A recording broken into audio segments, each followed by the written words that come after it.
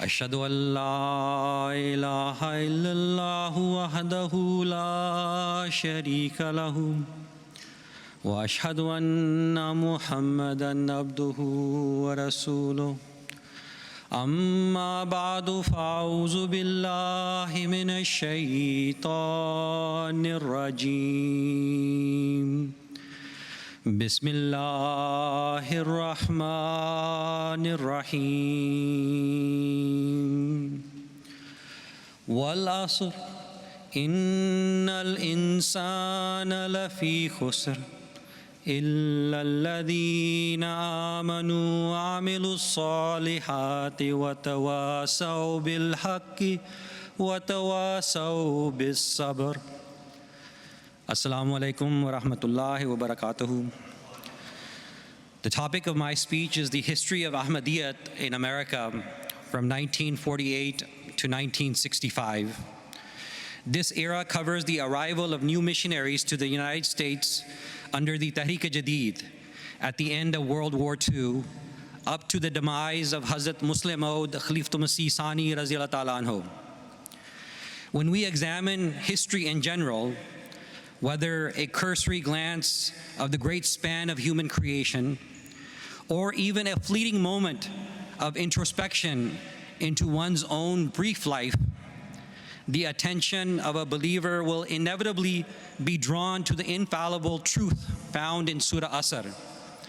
By time, surely man is in a state of loss, except for those who believe and do righteous deeds, and exhort one another to accept the truth, and exhort one another to be steadfast.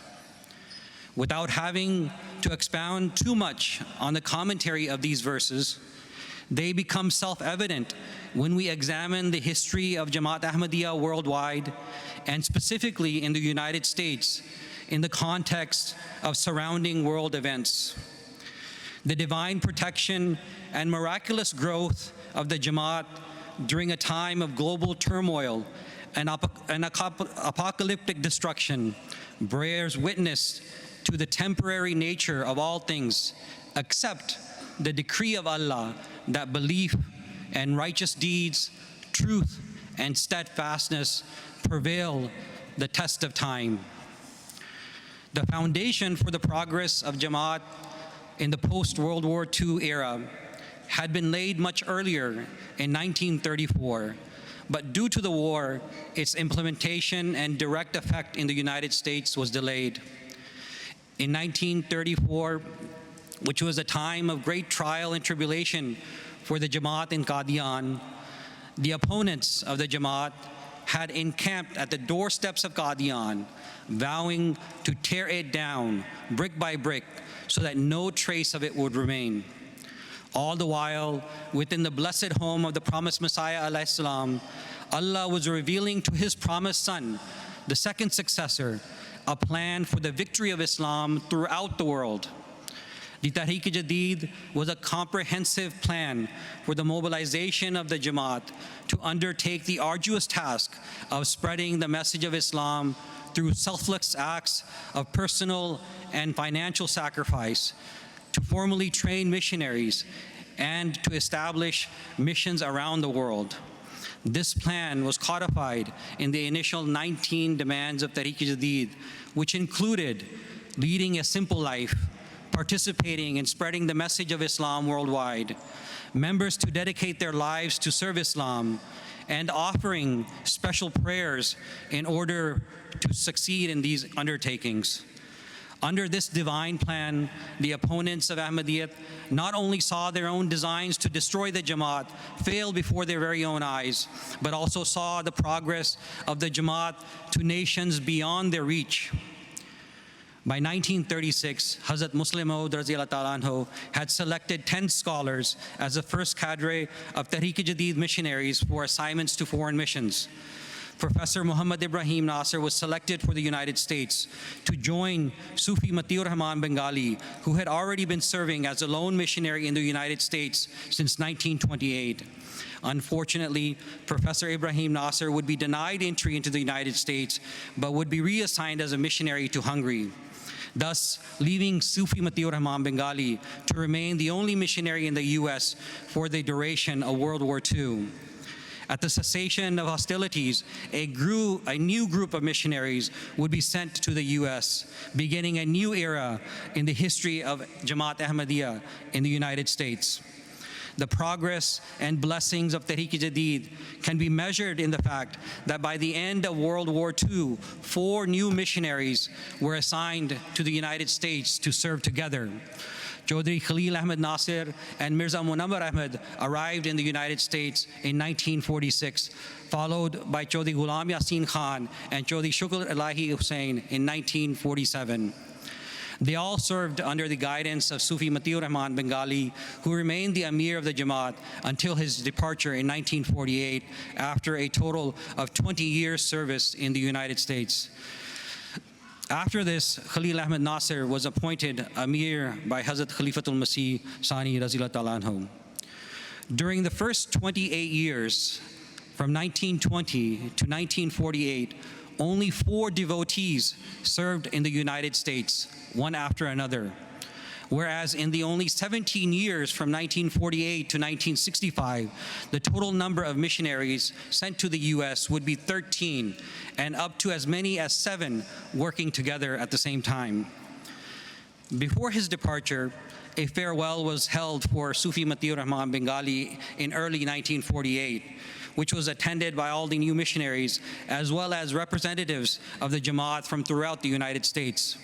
During this farewell, he gave detailed advice and charted out the future progress of the Jamaat in USA, which included establishing more Jamaats or chapters, formalizing regional halqas or circles as they were known back then, the delegation of administrative and financial responsibilities, a call to building mosques wherever possible, and lastly, to start holding the annual convention, or Jalsa Salana, in the USA. The Jalsa Salana was originally started by the Promised Messiah alayhi salam in 1891 in Qadian. In his invitation to the attendees for the second Jalsa in 1892, he wrote, quote, "One of the objectives of this Jalsa is to make beneficial plans for the propagation of the faith in Europe and America," unquote.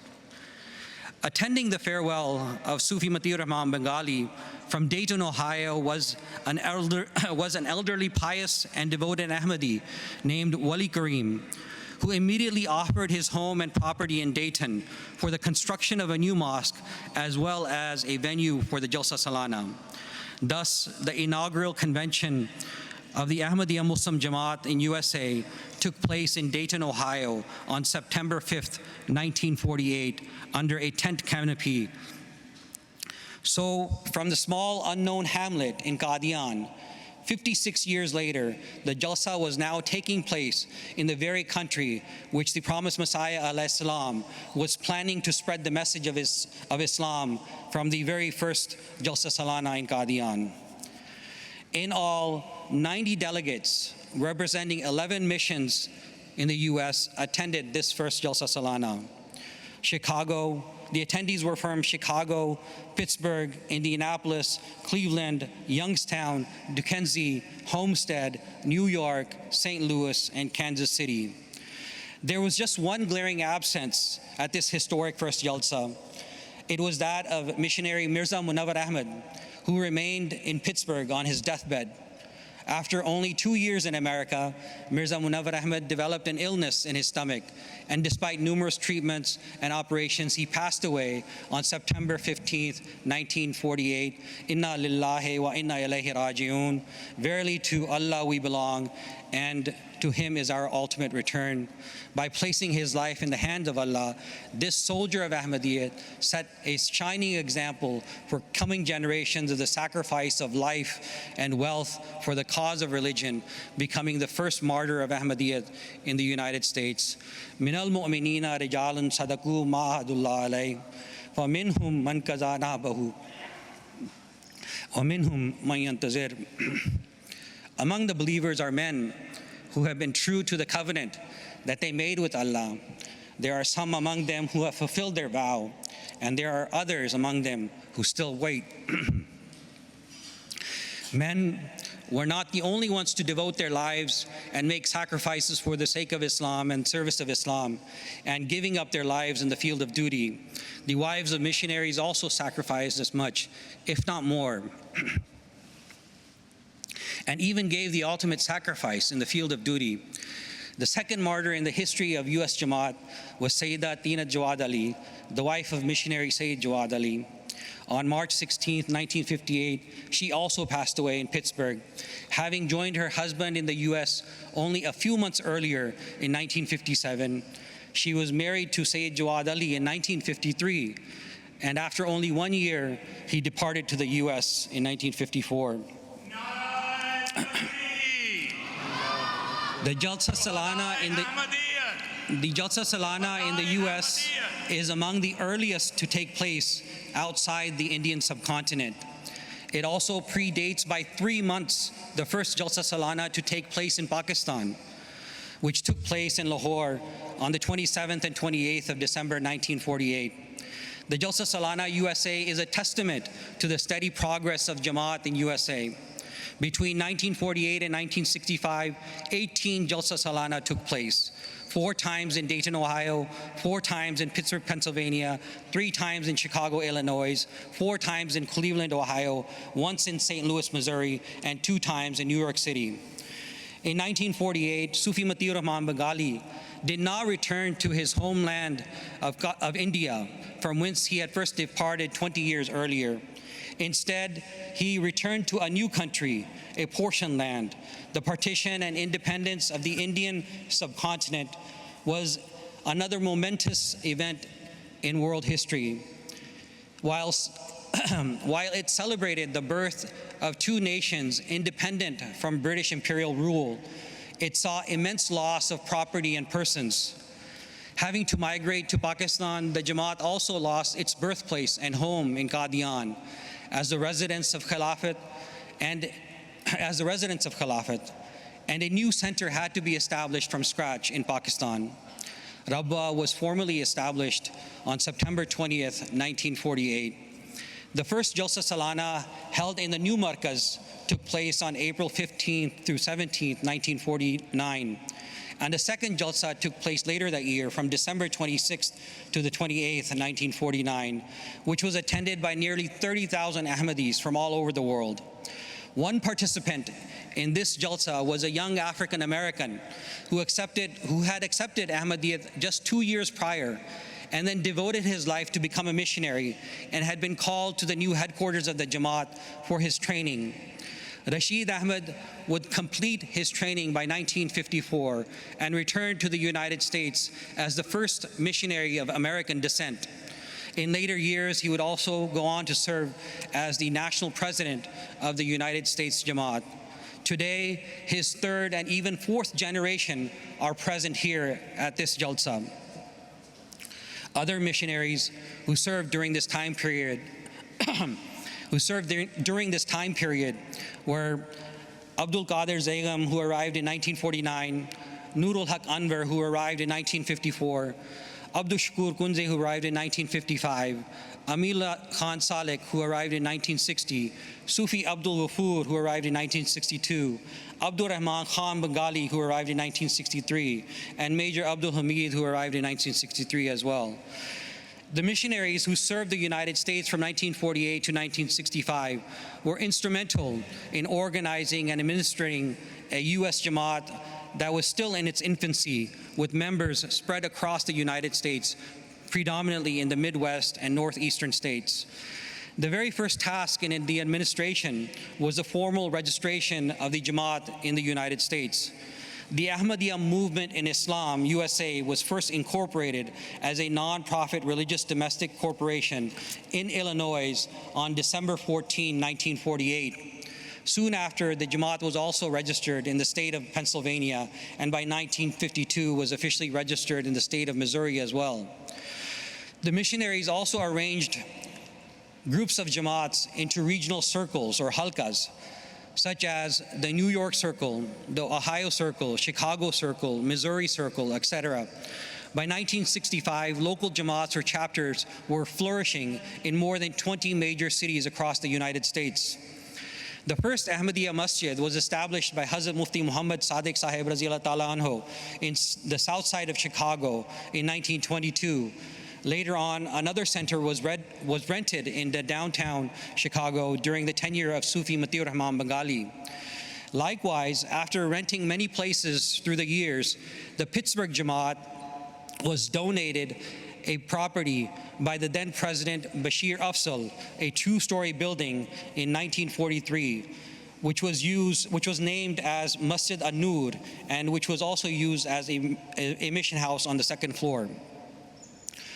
The St. Louis Jamaat also went through a period of transition, leasing buildings until it took over ownership of a building in 1949 as its mission house. Following the examples of these Jamaats, other local Jamaats during this time period, such as New York, New Jersey, Indianapolis, Detroit, would soon begin to rent places as centers and mission houses as the size of the communities continued to grow. In 1950, Khalil Ahmed Nasser moved the headquarters of the United States Jamaat from Chicago to the newly purchased American Fazl Mosque in Washington, D.C. Returning to the great sacrifice of Wali Karim, who donated his land on the first, who donated his land on which the first Jalsa Salana was held in 1948, inspired the small African-American Jamaat of Dayton, Ohio, to break ground on the first purpose-built Ahmadiyya mosque in the USA on March 14, 1953. With meager funds and mostly Wakari Amal, a basement and first floor entrance were completed. It was in this basement that the Jalsa Salana of 1957 took place in Dayton. In 1963, when Major Abdul Hamid arrived in Dayton as the missionary, he set about completing the mosque. Wali Karim would not see the completion of the second phase of the masjid, complete with a dome and minarets, as he passed away shortly before its inauguration, and as well as the Jalsa Salana of 1965, which was held there. Missionaries led the propagation effort to spread the teachings of Islam and Ahmadiyyat. Though very few in number, the efforts of the missionaries guided by Hazrat Muslim Maud Raziyallahu Ta'ala Anhu were very impactful. For example, Chaudhry Khalil Ahmed Nasser took charge from Sufi Matiur Rahman Bengali and started working with a new determination. He began with a series of lectures in different societies, churches, and clubs, and the results were very encouraging. Likewise, in the field of public affairs, at that time, Palestine was in the news, and there were debates about the rights of Muslims and Jews, much like as there are today. Two successful debates were held on this subject between Khalil Ahmed Nasser and the Jewish community in March 1948, which were organized by Majlis Khudam al-Ahmadiyya, South Chicago Jamaat. Khalil Ahmed Nasser also delivered a speech on the same subject in a gathering organized by the Council of Foreign Relations. Afterwards, the following remarks were received, quote, Nasser presented a well-documented, extremely able analysis of the Arab-Muslim approach to the Palestinian question, unquote. And from then on, he was included permanently on the list of speakers for the Council of Foreign Relations. The work of these early missionaries and the message of the promised Messiah is what inspired many well-known musicians to accept Islam and Ahmadiyyat as the religion of the Renaissance movement. And in turn, they too inspired others to join the community. They brought the talented off the streets, engrossed in societal ills, into their homes to read the books of the promised Messiah alayhi salam and the message of his Khalifa. And then they took them to the mosques and mission houses to become faithful worshippers of Allah.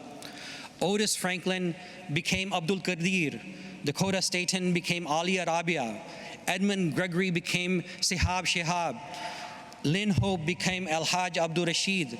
McCoy Turner became Suleiman Saud. Kenny Clark became Liaquat Ali Salam. Art Blakely became Abdullah ibn Buhaina, who opened his home as a center for Jamaat learning. Alfonso Nelson Rainey became Talib Daud, who served as president of New York Jamaat and whose passion for teaching and preaching guided many to the Jamaat. Not every one of these famous names remained faithful to the end, but many here can still remember the angels that walked among us. Ahmad Jamal, who used to be known as Frederick Russell Jones, Yusuf Latif, who used to be Bill Evans, and Howard William Scott, who became Muhammad Sadiq.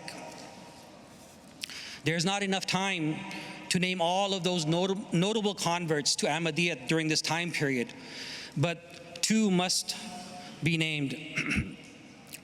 Al-Hajj Dr. Muzaffar Ahmad Zafar and Munir Hamid, both who accepted Ahmadiyyat in the mid-1950s, would serve as national presidents as well as Naib Amirs in later years. These converts themselves became excellent da'in, calling others to Allah at every expense.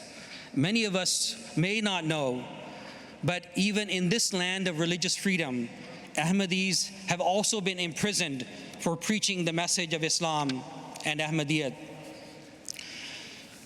Early in the 1950s, Brother Abdul Qadir was arrested by a deputy sheriff for distributing Jamaat literature in East St. Louis. He spent a night in jail and was released the following day.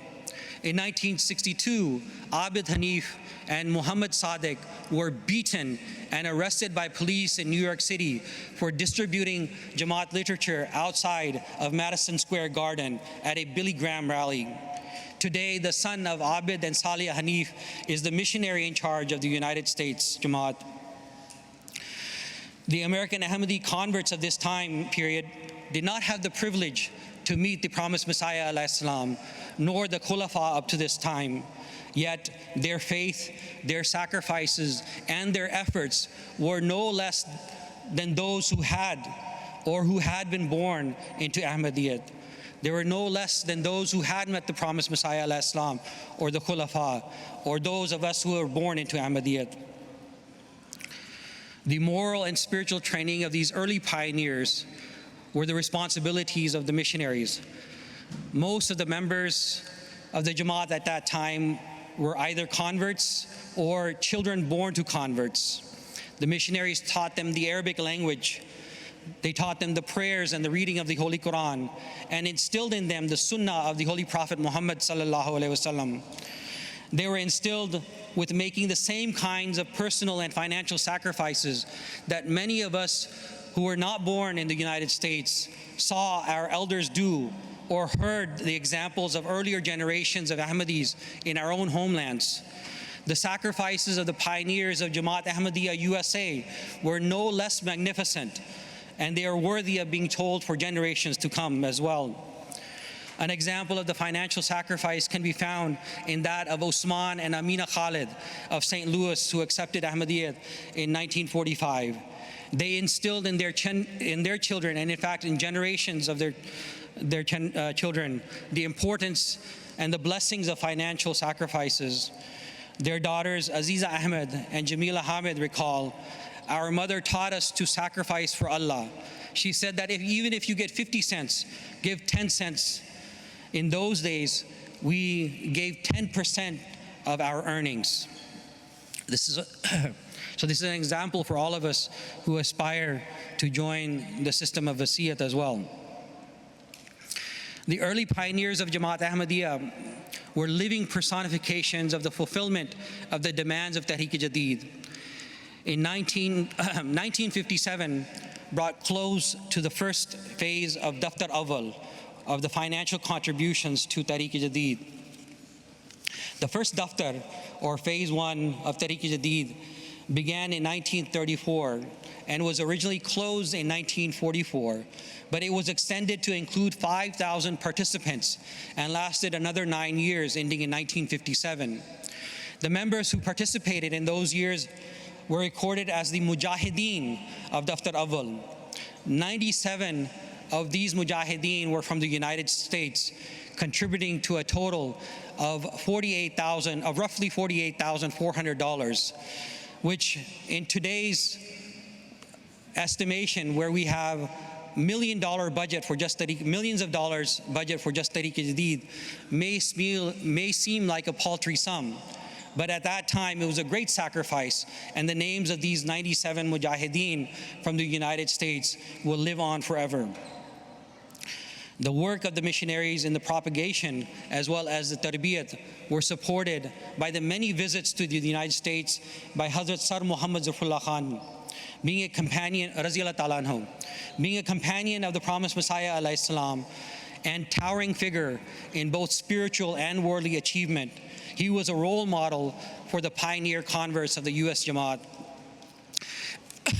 Dr. Bashiruddin Usama, who many of us knew, accepted Ahmadiyyat in 1955, credits Sir Muhammad Zafrullah Khan for encouraging him to continue his education, which led him to become a successful dentist and exceptionally devout Ahmadi, who we would very often remember delivering speeches at Jalsa Salana.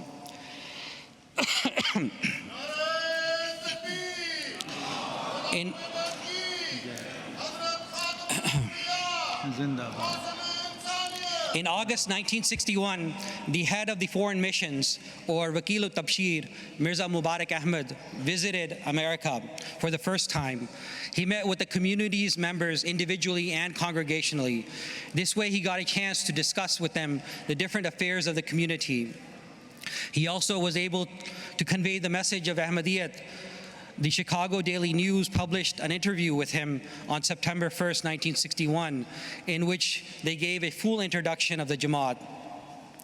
In a meeting of missionaries in Chicago, he discussed different financial and preaching issues and gave them excellent advice, emphasizing the importance of construction of mosques. It was at that time that he proposed the Chicago Mosque be rebuilt or properly maintained, a task finally achieved in the 1990s. For the second phase of the construction of the Dayton Mosque in 1963, he personally sent $5,000 contribution for its construction. These were just a few of the highlights during this time period between 1948 and 1965. This was a great time in the history of Jamaat Ahmadiyya USA, a time that is recalled by many non-Ahmadi historians in their books as well. As we think back on Surah Asr, perhaps the greatest fear is the inevitability of losing a beloved leader, a divinely prophesied and appointed spiritual guide. On March 10th, 1954, Hazrat Khalifatul Masih Sani Raziyallahu Ta'ala anhu survived an attempt on his life, but was seriously wounded in his neck. It was a deep wound, but Allah saved his life, and he was even able to travel to Europe in 1955. But as a result of his extreme heavy workload and the after effects of the deep wound in his neck, his health condition gradually worsened over a period of 7 years. At last, on November 8th, 1965, at nearly 2 a.m. before dawn, Hazrat Muslim Maud, Khalifatul Masih Sani Raziyallahu Ta'ala anhu, passed away at the age of 77. Inna lillahi wa inna ilayhi raji'un. Kullu man alayha fan, wa yabqa wajhu rabbuka zil julali wal ikram. All that is on the earth will pass away, and there will only remain the countenance of thy Lord, Master of glory and honor. Hazrat Muslim Maud Raziyallahu Ta'ala anhu possessed a unique combination of qualities of leadership and organizational genius, and trust in Allah, courage, depth of knowledge in many fields, as well as personal magnetism. No doubt, his 52-year-long Khilafat represented a golden period in the history of Ahmadiyyat, and in particular in America. As I mentioned, even many Western scholars have written about this time period. In his person, the prophecy regarding Muslim Maud was fulfilled with great perfection. The manifestation of those prophetic qualities in the context of the Jamaat USA is a topic for a whole nother speech. The day after his demise, his janazah prayer was led by Hazrat Mirza Nasir Ahmad Rahimahullah, the newly elected Khalifatul Masih III. Thus, according to divine promise, that for the steadfast righteous, loss, and grief are only temporary, and that according to Allah's will, He establishes the religion of the righteous and gives them peace and security through all trials and tribulations. As Allah Ta'ala promises in the Holy Quran, وَعَدَ اللَّهُ الَّذِينَ آمَنُوا مِنْكُمْ وَعَمِلُوا الصَّالِحَاتِ لَيَسْتَخْلِفَنَّهُمْ فِي الْأَرْضِ كَمَا اسْتَخْلَفَ الَّذِينَ مِنْ قَبْلِهِمْ وَلَيُمَكِّنَنَّ لَهُمُ الدِّينَ لَهُمُ الَّذِي ارْتَضَىٰ لَهُمْ وَلَيُبَدِّلَنَّ مِنْ بَعْدِ خَوْفِهِمْ أَمْنًا يَعْبُدُونَنِي لَا يُشْرِكُونَ بِي شَيْئًا وَمَنْ كَفَرَ بَعْدَ ذَلِكَ فَأُولَٰئِكَ هُمُ الْفَاسِقُونَ. Allah has promised to those among you who believe and do good works that He will surely make them successors in the earth, as He made successors from among those who were before them, and that He will surely establish for them their religion which He has chosen for them, and that He will surely give them in exchange security and peace after their fear. They will worship me and they will not associate anything with me. Then whoso is ungrateful after that will surely be the rebellious. May Allah enable all of us to be among those who are steadfast in our beliefs and in our commitment to following the instructions of Khalifatul Masih. At the beginning of this Jalsa Salana, we received the message of our beloved Imam and the emphasis on following the footsteps of those who came before us in preaching this beautiful faith in this country. May Allah enable all of us to fulfill our responsibilities as those who came before us did. Ameen.